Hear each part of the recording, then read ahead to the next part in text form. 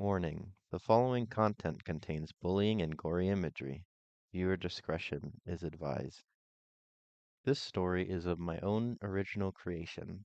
Please do not use my story, characters, or voice without my permission. This story was heavily inspired by murder drones. Link to the YouTube series is in the description of this video. Go check it out. It's a fun time. The Outcast, Part 1. Under moonlit night with sharpened wings spread, angels of death hearken to hunt. Smile alight in day's death, laughter crowding victim voice and fun. They slay with no reason or want. They come for your children, daughter or son. Here in the halls of their taunts there is no hope but be still to run. Her pen glided against the glass. Each new letter provided a small glow in the blanket of darkness. She gently tapped her metallic finger against her pen, filling the emptiness with a rhythmic tink as she smiled at the poem. Her radioactive eyes gently glowed, mixing in the darkness with the light over her screen. Carefully, her pen was put to the side, and she marveled at her work, blissful silence surrounding her. Silva, a voice from outside called to her. A hand slipped past the door and flicked the lights on, then just as quickly slipped back out. The room bursted in color. The walls were violently pink, with every space choked with posters or portraits. In one, a robot amidst a snowstorm, with its screen glaring like a searchlight. Another showed a giant robot, with his eyes the color of Saturn, staring deeply as his hands clenched around a corpse, his teeth tearing away at the wires as sparks and oils dribbled down his hands. Power surged down to the radio, thundering out a wave of electric guitar, which scraped across the ears. Silva rushingly reached out, her long blood-red hair swooping over her left eye as she nearly fell off her seat. She sighed in relief over the quieted music. Silva, the voice called again, louder. You better be ready for school, young lady. Yes, Mom, Silva squeaked back. She hopped to her feet, stumbling to her bag, and haphazardly clipped on her tiny flower hairpins. She rushed out into the living room, the front door slamming shut as her presence followed suit.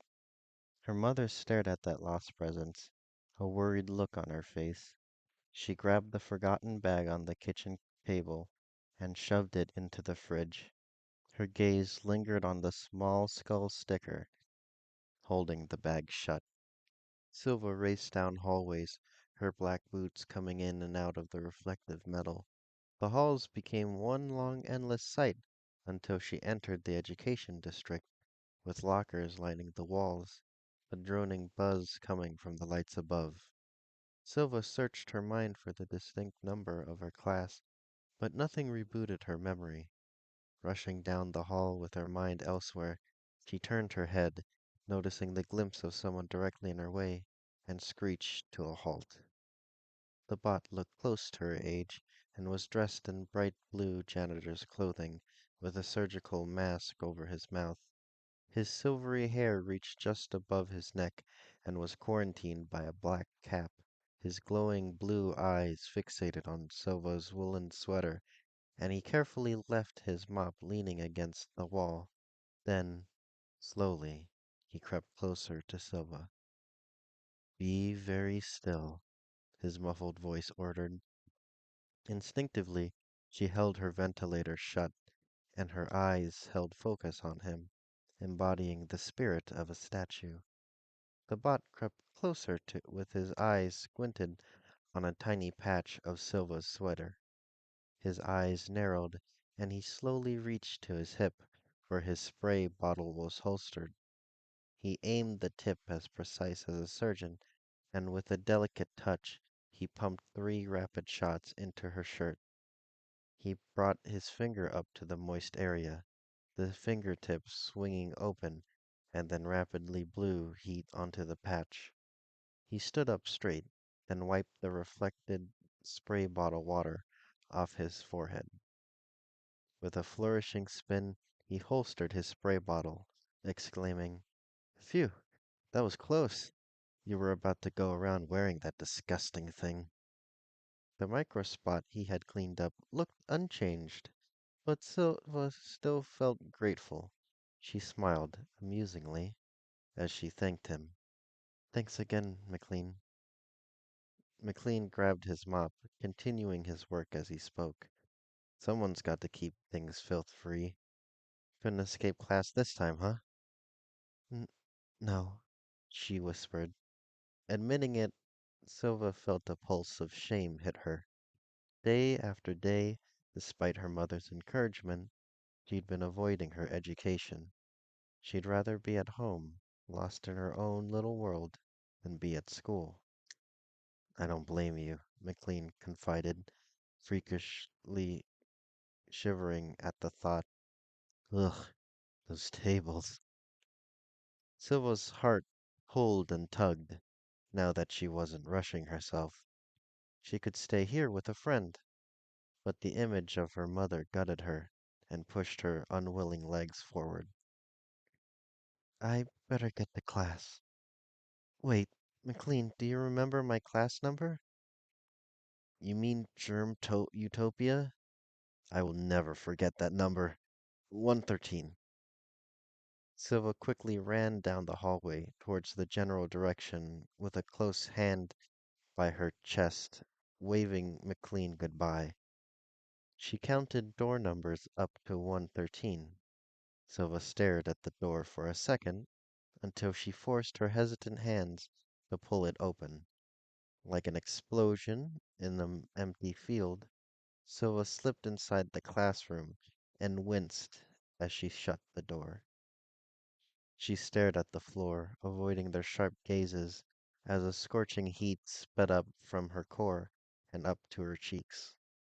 Silva pulled up the neck of her woolen sweater, covering the embarrassing look on Silva's cheek and her frown. She apologized in a voice softer than a whisper. "S- Sorry, sir." The teacher looked uncaring, lounging on his desk with his head resting on his fist. "Just take a seat, student." Silva responded in a gentle nod before slinking away to the back of the class. Luckily, there was one chair in the corner. The lecture continued with the presentation on screen, catching no one's attention, including Silva's, as her awareness hyper-focused on the surrounding whispers. She picked up on a few conversations, but she couldn't decipher what they all were saying. She could hear their giggles and talks, rumors and gossip that circulated various topics, with some about her, but in her mind it all melted down to one large mass. She huddled her arms close to herself, and she heard the familiar terms being tossed around. She sunk her head down, and her hands retreated into her sleeves like a turtle, while she listened to the whispers that crowded around her space, suffocating her mind and drowning out her peaceful thoughts. Silva's gears and cogs shivered inside, desperately not wanting to move an inch, hoping to fade into the background. Minutes had passed, but time dragged its feet. Silva's eyes didn't dare look up at anything, fearing to catch someone's gaze. She tried to steady herself, closing her eyes and focusing on each pump of her ventilator, like counting sheep. She kept a mental note of each one until her mind settled a bit. Her mind then wandered. Somewhere outside, she imagined, where trees grew high and the dirt under your feet kicked up grass with every step. The enormous shadow of a hill engulfed her as she stepped up into the shade, laying against the soft grass. An electronic pad in her hand and a pen in the other, her radio by her side, the music blaring, sharp and violent, guiding her hands on the wind of rhythm. With each letter magically on the page, every dripping ink of her soul laid out. She smiled softly, closing her eyes just for a moment, only to find herself back in the confines of that classroom. Every pump from her lungs was heavy as she looked back down onto her safe space. There on her desk, she saw a small folded up piece of paper. She carefully reached out for the paper, her hand occasionally retreating back to the safety close to her chest. Folding it open, pass this note around, not to Gaben. He's a snitch. Ken managed to snag his dad's access card to the door. If you're not a pussy, sign your name and meet us by the gate after class. If you sign your name and don't show up, you're forever gonna be known as a wuss. Love, Barbie. Below Barbie's poorly written words were a bunch of names, all followed by a short message from that person, with each unique handwriting standing out among the crowded space. Barbie's gang, Nixie and Julie, had written their names along with her boyfriend, Ken. Some people Silva knew briefly due to her classes, Quintus and Alice, were also there. Then his name, Thatch. Silva's heart raced in two directions, connected on string, pulling her round in circles. She grabbed her pen from her bag and hovered it over the paper as her eyes fixated on some of the names, rereading them over and over again. Those names, they gripped her into the past. She reached up for her poem, but was shoved back, falling onto the floor. Ken started to read out the words, each one corrosive to her heart, as the whole classroom listened. Nixie and Julie's hands were over their mouths like dams, barely holding back a flood of laughter, while Barbie stared down at Silva. Barbie's stare petrified her, as that smug grin boiled Silva's heart and bubbled her eyes. The whole class turned to comedy, laughing and laughing with the names she heard every day at school, repeating like a chorus. By the time McClean had stepped into the class to do his job, his eyes in horror at what he was witnessing, he ripped the poem from Ken's hand, but it didn't matter. Silva ran, far from the school wing, far from the residential rooms, deeper and deeper into the bunker, until the lights over her flickered and she was dodging around rubble. Silva ran behind some crates, dust and cobwebs clinging to her as she slammed her back against the wood. She clutched her legs, pulling them close, and though no tears could run down her face, she cried. She wailed and sobbed, coughing and sputtering alone in the lonely bowels deep in the bunker. She engulfed herself in her sweater, wishing nothing more than to disappear. This thought was shattered as a distant voice called to her. She sat still, but her voice betrayed her, softly sniffling and choking up. There were footsteps that came close, and even if she couldn't see, she felt the presence of someone sitting beside her. She kept quiet. She wanted to be alone. After a long silence, his voice broke through to her, like drizzling rain slipping through the cracks. I thought your poem was pretty sick. R- really? Totally. I mean, I didn't really understand all of it, but I think I understood enough to appreciate it. I liked the part where you described the blood. But the whole poem is about blood. Really? Damn, I thought it was describing the new horror movie that just came out a while back. The 13th of Friday. He laughed a short, nervous but joyful laugh, which tickled her. Silva poked her curious eye up above her sweater, capturing the image of his smile. He had shining eyes that matched the color of hers, and the way a small tuft of fluffy blonde hair fell down as the rest of his hair reached for the skies made her chuckle.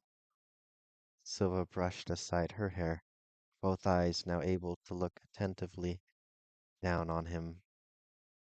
You're not too far off. I was inspired by the movie. Hey, close second isn't too bad. English is my best subject in class, though that's not saying much, he admitted, scratching the back of his neck and laughing off the embarrassment. Silva chuckled alongside him. She leaned up straighter and allowed her hands to glide down her legs and be vulnerable by her side. The two comfortably stared at each other for a moment before he opened his palm to her. Let's head back home, he said. I'm pretty sure your mom and that cleaning student are worried about you. She took his hand, his strength pulling her up. His name is McClean. McClean? That's a fitting name. You think he chose it, or... I have no idea, Silva laughed. He was worried about me. It seemed like it, though I couldn't tell. Your mother was definitely worried, and I know for a fact I was. Silva felt the rush of heat circulating in her cheeks, her eyes practically flickering hearts as she stared at the name, Thatch, on the paper. With the memory fresh in her mind, Silva forced her hand down onto the paper and scribbled in small text, Silva. She passed the note down to another student, her hand still shaking as she recoiled it back to herself. Time finally moved along, and soon the class bell rang. The teacher tried to talk over the students as they all funneled out of the class and into the packed hallways. Silva waited for the group to filter out, then slipped away, following the directions on interactive maps. Silva made her way towards the security section of the bunker, closer up near the surface. Entering into that strangely empty space, Silva gazed up at the giant steel gateway that had kept the abandoned frozen world outside for a century. The door, a 35 feet wide to 38 feet tall fortified guardian, stood alone as it defended their people from the beasts that came from the stars. On it, their people had painted tall skyscraping buildings, roads interconnecting the isolated drawings, and the hands of many pushed into the door, marking every survivor. The Guardian would remember its service and never forget its purpose. The door's presence loomed over Silva, standing proud and strong. For once, Silva felt smaller than someone, and a fulfilling emptiness lingered in her body just at the sight. Silva walked up to the Guardian and knelt down, staring at one of the painted hands. She pressed her own hand against the door, the cold steel sending a light warmth through her wires. For a moment, Silva lowered her sweater's neck and smiled at the Guardian, only for her to retreat back into her own safety as a snobbish voice yelled at her. Wow, I didn't actually expect the freak to show up, Barbie taunted, earning a laugh from her entourage, Nixie and Julie, who stood together behind their leader. Barbie held a familiar grin Silva dreaded, which was shared by Barbie's boyfriend, Ken, who had his arm around her shoulder. From around his neck hung the bright red keycard for the door. Silva stood back up, keeping quiet, and shrunk as the group kept their stinging attention on her. Soon after, Quintus and Alice quickly arrived from the hallway. Alice exclaimed, "The guards are distracted. Hurry up and open it before they come back." Ken broke off from Barbie and walked up to the key card scanner, with the group huddled around him. Silva's attention lay elsewhere as she frantically looked down the hallways, searching for him. The longer she stared, the more her thoughts shattered into hopeless pieces. "Hey, weirdo," Barbie yelled to her. "You're not planning on chickening out, are you?" Silva looked back at the group. Their impatiently expectant stares wrapped guilty ropes around her. The door was open. Moonlight shined on the frost being carried inside as the sound of winds whistled in. Those ropes sunk her heart to the bottom, feeling the crushing weight of pressure. Silva looked down the hallway one more time, any piece of hope crumbling to shards.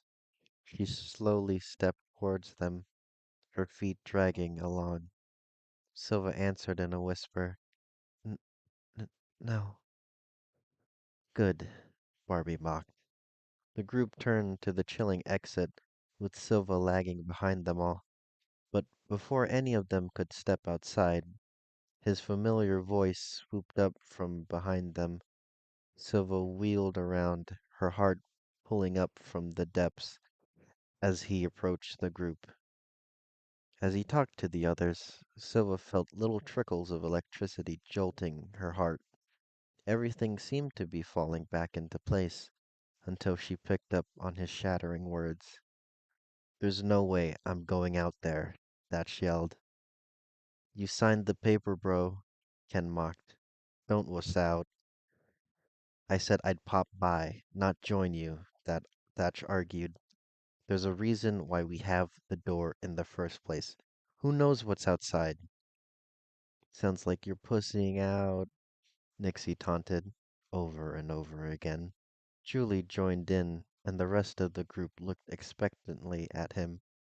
Thatch rolled his eyes, turning back to the hallway, but then his gaze landed on Silva. She nervously fidgeted with her fingers, trying to maintain her attention on the ground. He couldn't see the frown on her face, but the glimpse of her eyes were like windows, and if she had stared back at him, he wouldn't have hesitated this long. He looked back at the group and announced, "I'm no pussy." The group cheered and huddled around Thatch, forcefully pushing him along outside. Silva perked up at his words, and, for the second time, her heart settled.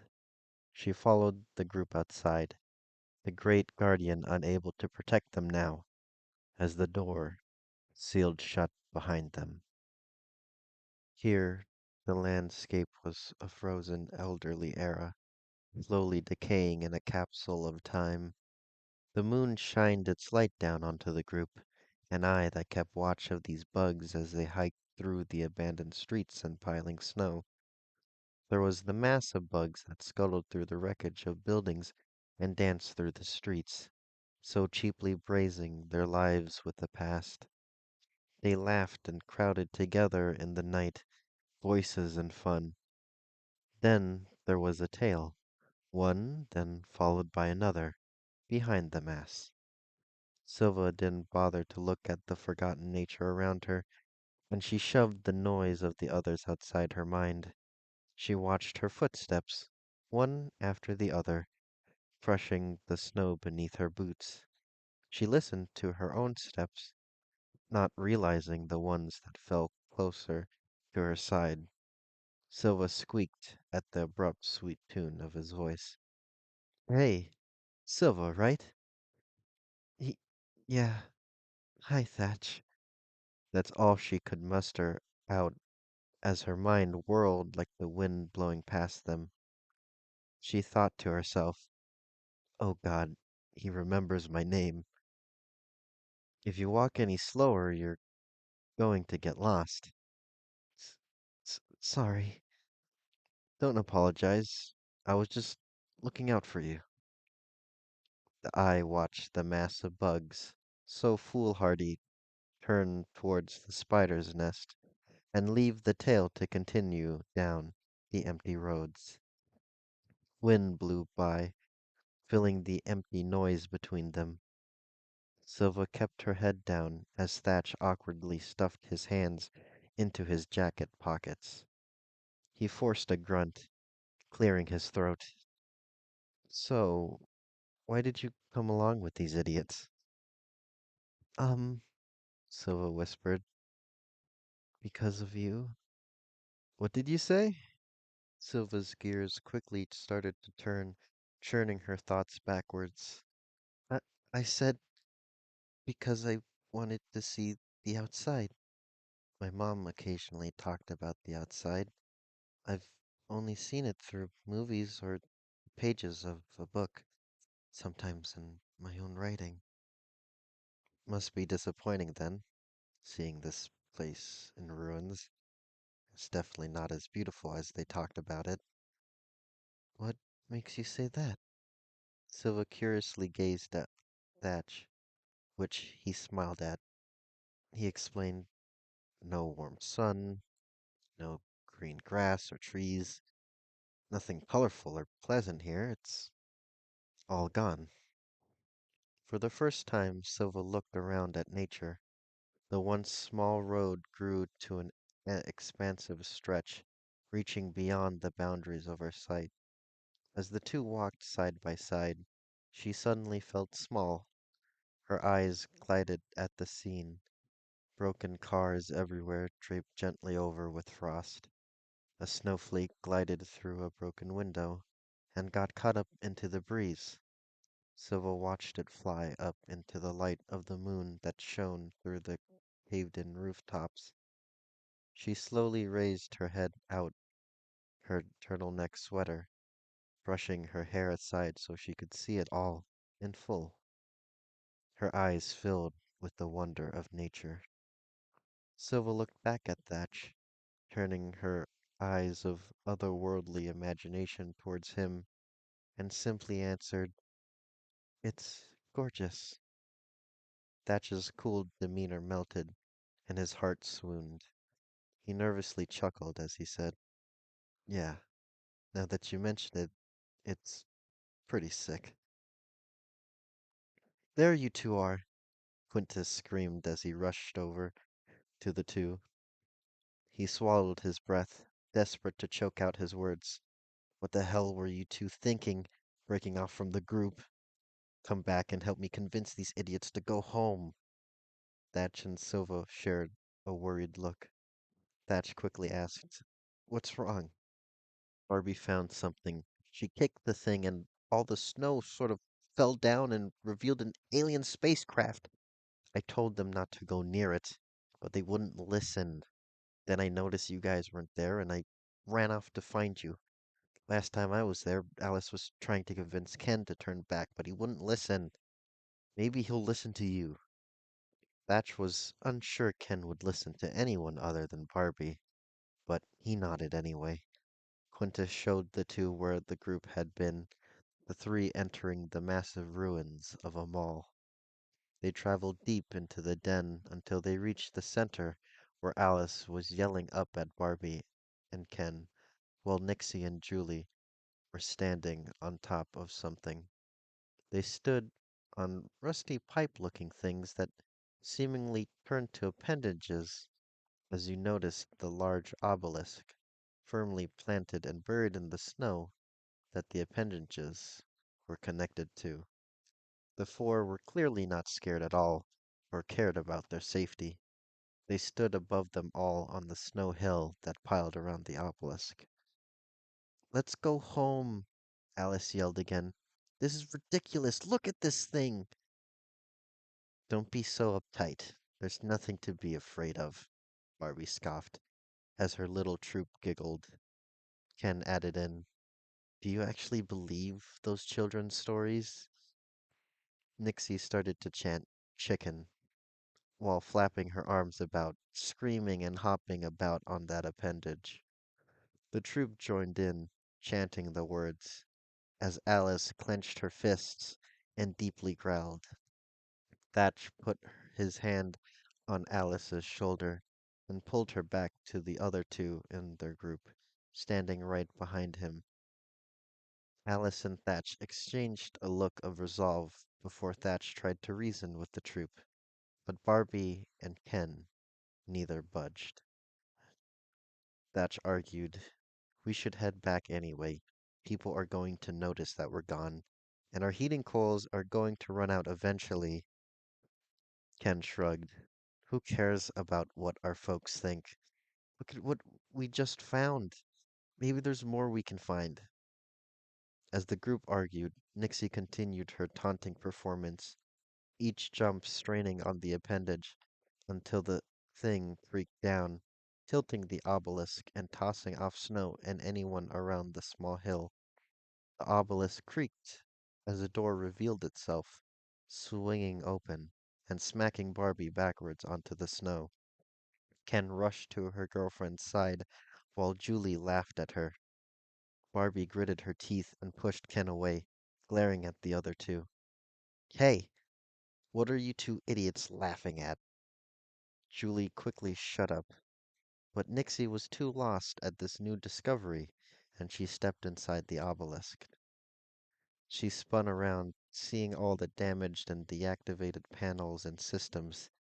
Julie, angered at Nixie's lack of shame, chased after her, yelling, "Hey, you were laughing at Barbie too. Don't turn your back on me."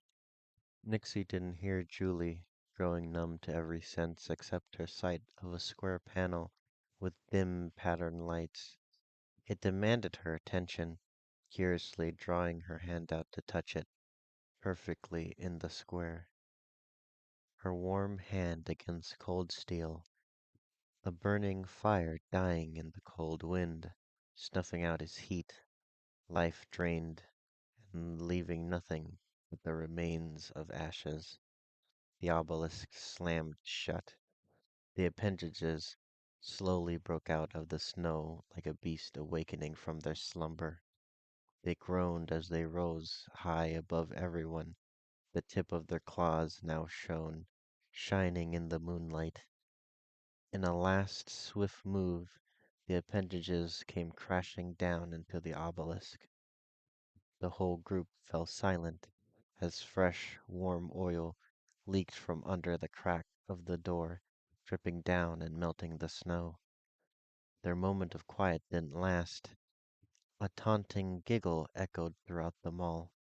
Quintus, already spooked, sprinted away, and Alice's footsteps soon joined them. Silva was frozen, only able to watch Thatch try to rush over to Canon Barbie with his courageous spirit, but stopped as something crashed down onto them. It all happened in an instant. Silva ran through the mall, fear carrying every exhausted step. She could remember death, an angel with wings of metal blades, ripping through the sky onto Ken. Its movements were primal, hunched over with hands grasping close to his chest, and its chain tail swerved in eager directions before rising above its victim and plunging its steel point through gears and wires. Death's maniacal smile as its laugh looped in a segmented, glitchy bits. It whipped its tail out, slick in oil, and shook the remains of Ken off it. Its eyes briefly turned to Silva, desperate and frightened, before it jerked its head towards Barbie's scream. Silva's vision smeared into one blur as she ran. She sharply turned into one of the stores and clung her back against a row of shelves. She let out a sigh before holding her mouth shut again. Screams and stomps rushed her way before they were silenced with a slam. The muffled screams were like crashing waves, ramming against their metal muzzle before a boulder crashed into the oceans, and the waves soon stilled. Curiosity, a gift and a curse within us all, pulled Silva's gaze, and she peeked around the side of the shelves. Barbie's remains were hanging by the blades of Death's wings as Death playfully giggled. The body slid off, banging onto the ground. Silva flinched back into hiding, the last image she could remember being its face, turning to stare back at her. She wanted to believe that it was only a fault in her memory, but then Death perched itself above the shelves, sending Silva screaming and scampering away, uncaring of her surroundings. One mistake, and she flung forward, twisting her leg, gears clashing against each other. She pushed against the floor, propping herself on her arm, only to face Death smiling back at her. She desperately grabbed anything nearby as a shield and held it out at arm's length with her free hand, eyes closed, bracing herself with the one thought her mind chose for this final moment. Her mother sat in the kitchen, looking at the door, while the empty bed she'd left behind would forever be empty. Silva whimpered as a violent feeling tugged at the object in her hand. She kept still, wondering, has it happened? She daringly opened her eyes, revealing her arm still intact. Bringing her hand down, she gazed on at Death with a can clutched in its hands.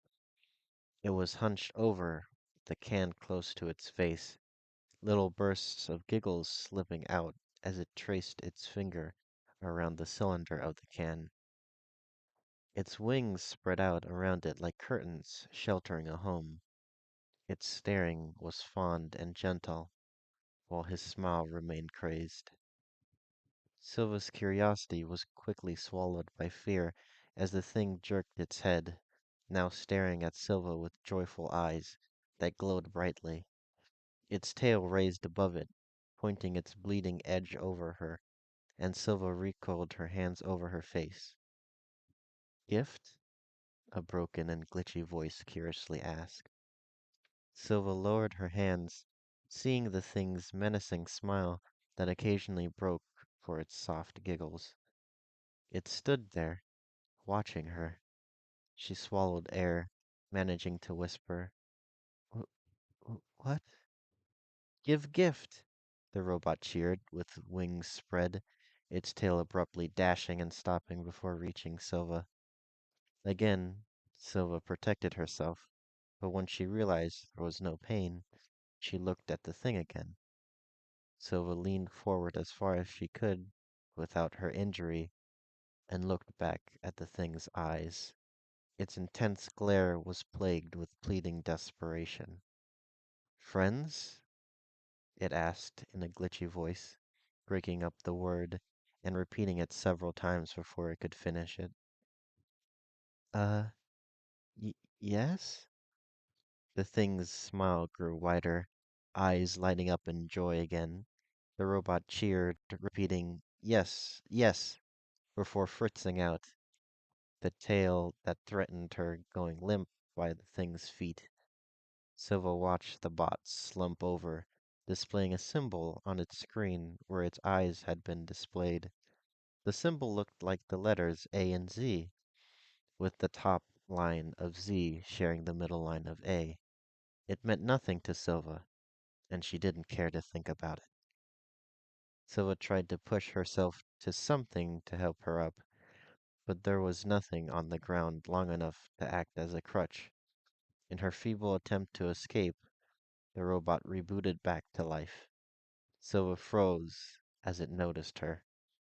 It violently waved a hand at her, the thing's voice no longer breaking or glitching. Hiya, friend. Uh, oh, hello. Thank you for the gift, it giggled, slowly trailing off into a blissful mumbling. Its whole body seemed to melt in relaxation as it spoke to itself. Squishy beans.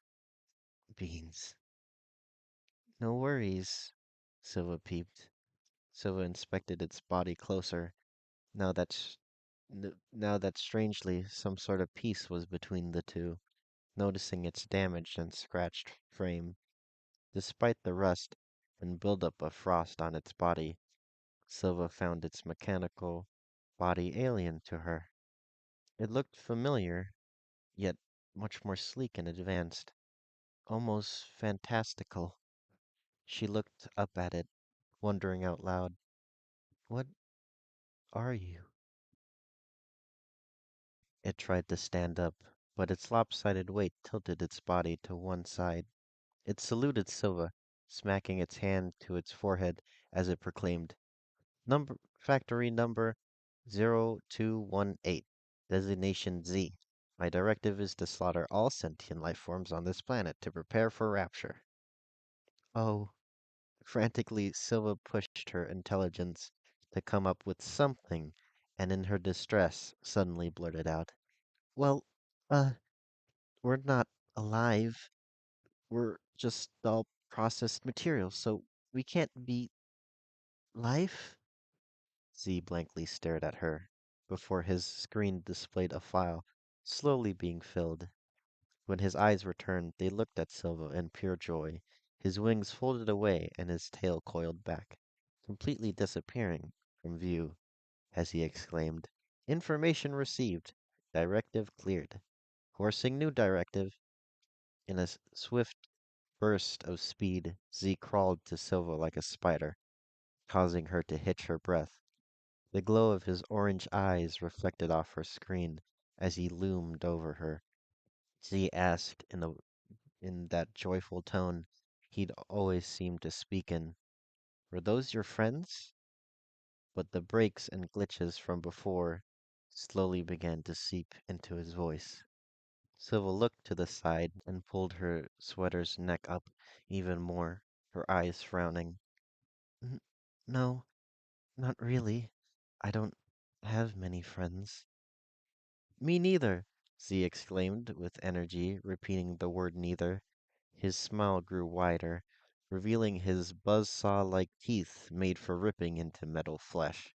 He extended his hand toward Silva, the hand limping with no real stability in it, and looked down at her with avid eyes.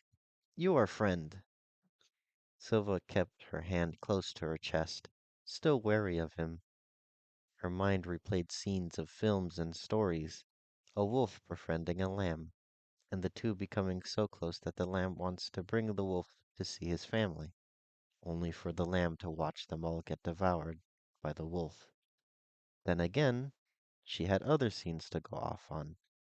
A lonely wolf only looking for a friend, a second chance. And everyone turned him away but the lamb. The two would grow up, and when the lamb died of age, the wolf stood by their side. She knew she should be clever, but her nature strangled her judgment. Silva couldn't betray who she was. Slowly, Silva reached out and gently shook Z's hand, affirming, "Right, we're friends." "Progress underway," he proclaimed in joyful glitches and bursts of sudden giggles. "What is your designation, friend?"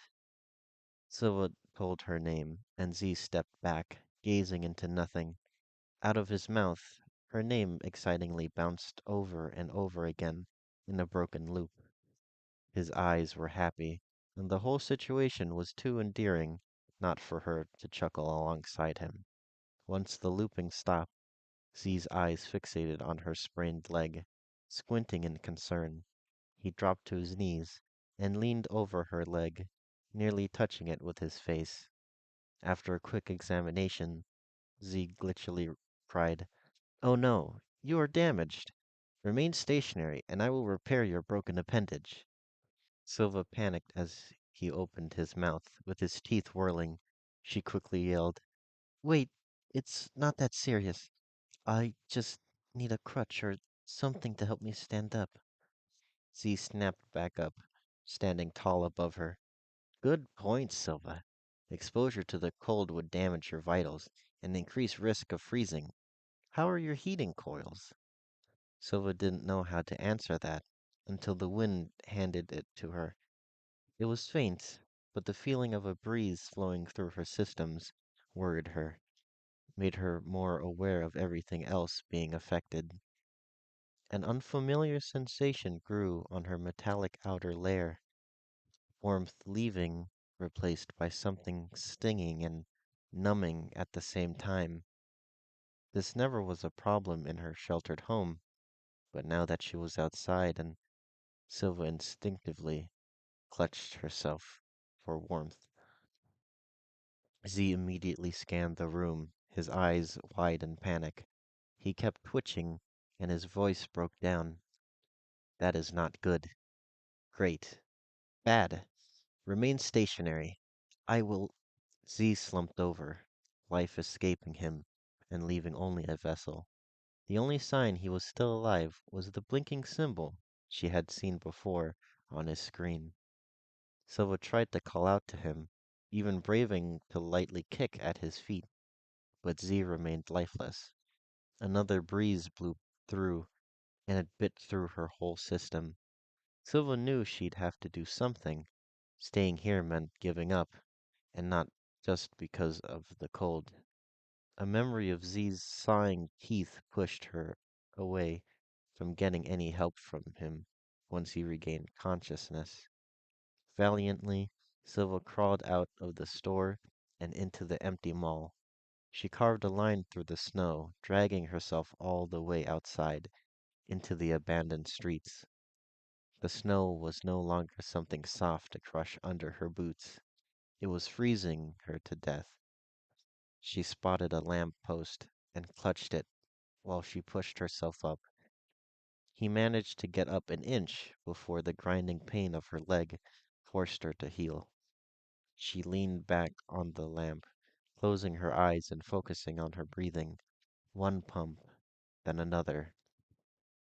As she rested, she heard the faint calling of a sweet voice.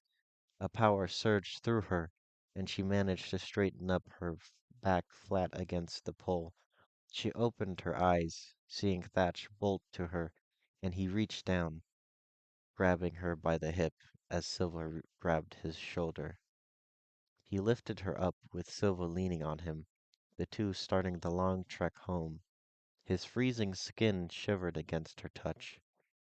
She looked at him with worried eyes, but despite his own struggle, he kept a determined look and held firmly on to her.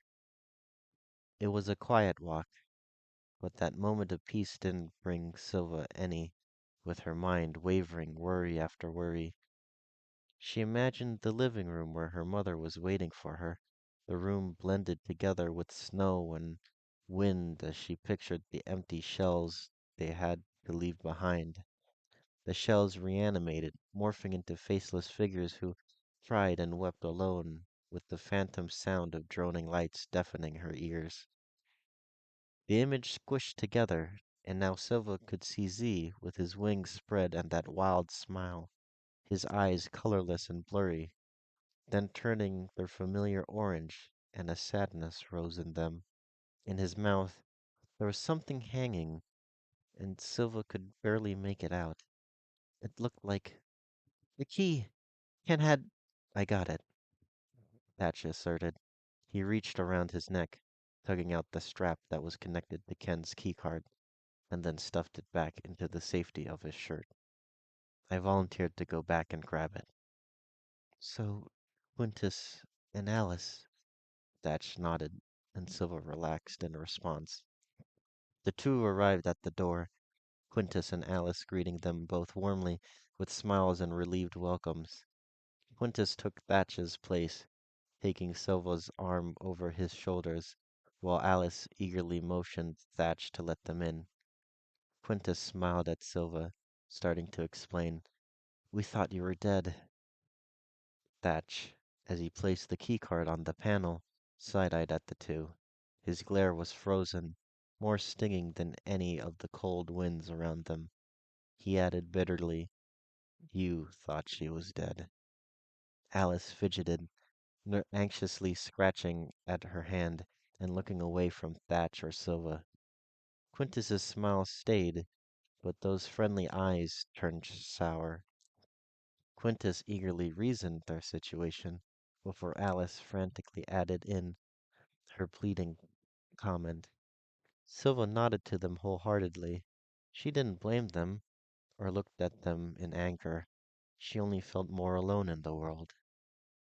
After that, the group fell into silence as the Guardian welcomed them back into its warm protection.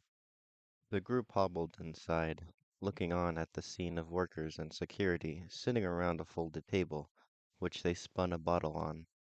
The workers, anticipating attention, laid in their own little world, and the group tiptoed around them, with their backs clutching the far ends of the wall in that enormous empty room, barren of any cover or obstruction. The men finally reacted, cheering when the bottle stopped moving and the group slipped away. The four entered the residential area, and Alice quickly said her goodbye, while Quintus made sure the other two were fine on their own before leaving. Once again, Silva leaned on Thatch for support as the two started the long trek to Silva's home. In safety, Silva was now embarrassed by their position, with her arm wrapped around his shoulder. Her covered cheeks flushed as Thatch kept glancing down at her sprained leg. Silva couldn't help but think a few things before she suddenly heard his sweet voice. Silva jerked to look at him as he stated, "Maybe we should go see the mechanic." "They'd ask questions." "So, we can lie," Thatch said bluntly. He forced his eyes forward, and Silva saw them dim with forced concentration. The conversation was cut until he, just as bluntly, said, "They're going to find out. Their families. What are we going to even say?" "I don't know," Silva replied honestly, her mind scattered. Those thoughts kept them occupied as time pushed along. Thatch carefully let Silva go, her grip tight around the door's handle. She steadied herself, then looked to Thatch, seeing the concern swiftly hid itself in his eyes, and he did his best to smile. Silva folded down her sweater's neck, returning the favor. Just as Silva was ready to head inside, Thatch timidly spoke up. "Hey, even though the whole trip turned into a horror movie and traumatized us for life, it was a good time for all of that. It's always a good time around you. Well, let's hang out sometime. Maybe if you're free tomorrow." "Yes," Silva blurted out, her confidence leaving as suddenly as she had spoken. "I'm free tomorrow." "That's great." Thatch raised his arms, aiming his handguns to Silva, before peppering her with a volley of friendly fire. "See you in school tomorrow." Silva watched him leave, a boiling sensation in the pit of her chest, until Thatch was out of sight. Then her heart ruptured. Viscous, burning love crawled over any other thoughts and pooled together into an overwhelmed feeling. The only thought standing within the lava was the imagination of what tomorrow would bring. Like any other sudden spur of the moment, Silva's hands were hot until she could melt her desires into the mold of writing. With swooning swiftness, as fast as her injury could allow her, Silva flung open the door, then slammed it back shut behind her. Just as quickly as she had gotten inside, Silva was clutched by loving arms, squeezing her consciousness back into reality. She looked up, barely able to see the poking end of a smile by her mother's cheek. Her mother poured every inch of care she could before pulling away. Silva's back straightened, regaining height over her mother. Her mother's tender orange eyes frantically searched over her daughter's body, instantly recognizing the limping in her stance. She looked to Silva's leg, noticing the slightest misalignment, and she looked up into her eyes with renewed fear. "Silva, what happened? My precious baby. They they didn't hurt you, did they?" "N no, no one at school hurt me," she quickly corrected it. I was just hanging out with my friends and friends, her mother remarked as her eyes grew delicate and seemed rejuvenated. She clutched Silva's hand tenderly, speaking softly to her. Oh, don't worry about your little mechanical malfunction. When you're powered down, I'll come in and patch it right up. Really? Silva peeped. Her mother carefully adjusted Silva's sweater, her mother's brow softly pressed as she saw Silva's nervous smile. You'll be straighter than a screwdriver. That way, you'll be ready to play with your friends again. Now, you were gone for a long time, young lady, and your dinner has gotten untouched. Sorry, Silva chuckled out, her nervousness slipping from her voice, leaving only joy. She hugged her mom again, declaring her love in the simplest form. Thanks, Mom. Silva's mother watched her daughter hobble into the kitchen with surprising speed, taking her plate of food with her. The noise of her room shut behind her, blocking the noisy blasting of music. Silva broke a piece of her food, cubed structures that protrude on one another like forming crystals, and crunched into its warm, oily body. She pulled her chair closer to the desk, with her pen eagerly in her hand and a fresh page on the screen, brimming with hidden secrets that she would etch into existence. Every sudden strike of strings or the rolling melody, she swept her pen across the page, and Silva soon drifted off. Night marked the time. Lights throughout the whole bunker remained off, simulating the effect. Silva's door silently slid open, and two orange eyes peeked through the darkness. Venus walked over, pulling down on the switch to the lamp, and looked to her daughter with compassion. She knelt down beside the bed, checking to see if any power ran through her wires, then began the repair procedure for Silva's leg.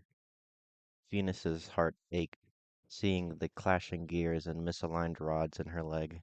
She carefully took her hands, taking tools and oils from her emergency repair kit, and returned every piece to its rightful place. Her heart swelled in relief, and then joy. Her daughter was fine, more than fine. She was making friends and spending time outside the home. For the first time in a long while, Venus didn't have a single worry in her mind. She glanced around the room, seeing all of Silva's unusual decorations, and felt confused, then frustrated. Her attention landed on Silva's desk, tapping the screen to reveal some jumbling of words. Thrusted a blade in my bleeding heart, sealing my blood with its gentle touch. Piercing, it breaches deep into the dark, leaving an aching longing for much. The flesh, it boils and rides. See how sharp steel bubbles its insides.